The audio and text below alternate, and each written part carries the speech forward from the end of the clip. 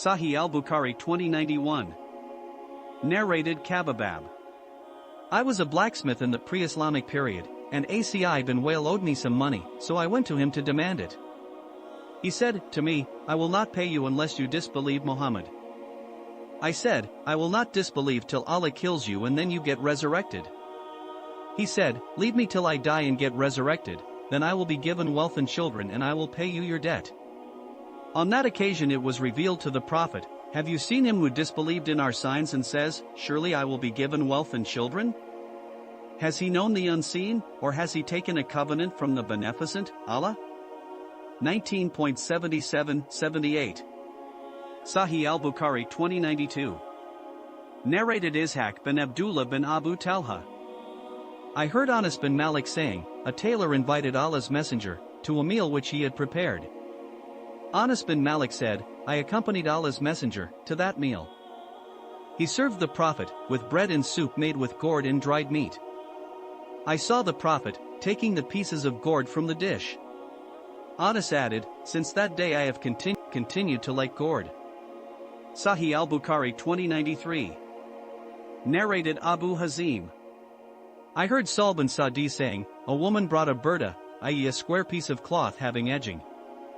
I asked, do you know what a burda is? They replied in the affirmative and said, it is a cloth sheet with woven margins. Sahl went on, she addressed the Prophet and said, I have woven it with my hands for you to wear. The Prophet took it as he was in need of it, and came to us wearing it as a waist sheet. One of us said, O Allah's messenger, give it to me to wear. The Prophet agreed to give it to him. The Prophet sat with the people for a while and then returned home, wrapped that waist sheet and sent it to him. The people said to that man, you haven't done well by asking him for it when you know that he never turns down anybody's request. The man replied, by Allah, I have not asked him for it except to use it as my shroud when I die. Sahl added, later it, i.e. that sheet, was his shroud. Sahih al-Bukhari 2094. Narrated Abu Hazim. Some men came to Sahl bin Sa'di to ask him about the pulpit. He replied, Allah's messenger sent for a woman, Sahl named her, this message order your slave carpenter to make pieces of wood, i.e. a pulpit, for me so that I may sit on it while addressing the people. So, she ordered him to make it from the tamarisk of the forest. He brought it to her and she sent it to Allah's messenger. Allah's messenger ordered it to be placed in the mosque, so, it was put and he sat on it. Sahih al-Bukhari 2095. Narrated Jabir bin Abdullah. An Ansari woman said to Allah's messenger, O Allah's messenger, shall I make something for you to sit on, as I have a slave who is a carpenter? He replied, if you wish. So, she got a pulpit made for him. When it was Friday the Prophet sat on that pulpit. The date palm stem near which the Prophet used to deliver his sermons cried so much so that it was about to burst. The Prophet came down from the pulpit to the stem and embraced it, and it started groaning like a child being persuaded to stop crying, and then it stopped crying. The Prophet said, it has cried because of missing what it used to hear of the religion's knowledge. Sahih al-Bukhari 2096. Narrated Aisha. Allah's messenger bought food grains from a Jew on credit and mortgaged his armor to him. Sahih al-Bukhari 2097. Narrated Jabir bin Abdullah. I was with the Prophet in a Ghazwa military expedition, and my camel was slow and exhausted. The Prophet came up to me and said, O Jabir. I replied, yes. He said, what is the matter with you?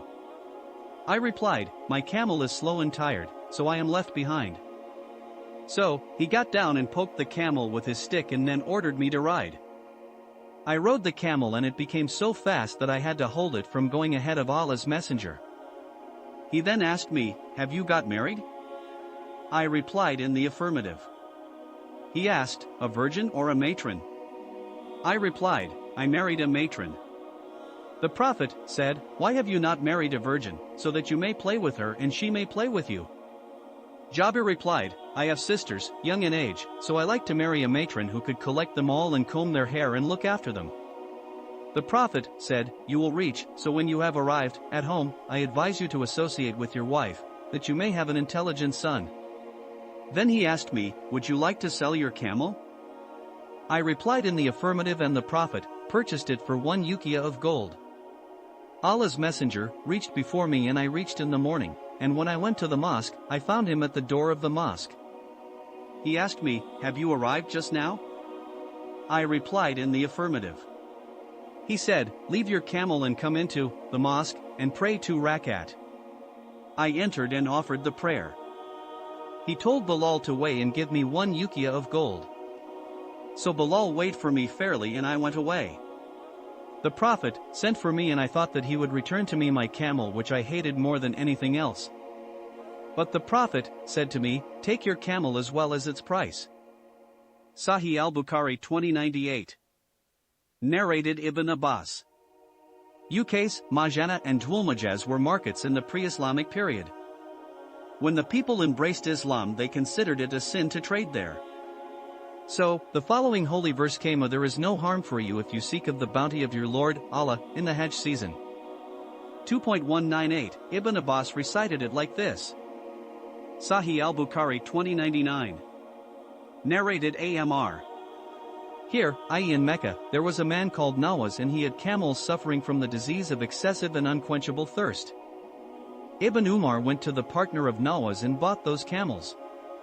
The man returned to Nawaz and told him that he had sold those camels. Nawaz asked him, to whom have you sold them? He replied, to such and such sheikh. Nawaz said, woe to you, by Allah, that sheikh was Ibn Umar. Nawaz then went to Ibn Umar and said to him, my partner sold you camels suffering from the disease of excessive thirst, and he had not known you. Ibn Umar told him to take them back. When Nawaz went to take them, Ibn Umar said to him, leave them there, as I am happy with the decision of Allah's messenger, that there is no oppression. Sahih al-Bukhari 2100. Narrated Abu Qatada. We set out with Allah's messenger. In the year of Hunayn, the Prophet gave me an armor. I sold that armor and bought a garden in the region of the tribe of Bani Salama, and that was the first property I got after embracing Islam.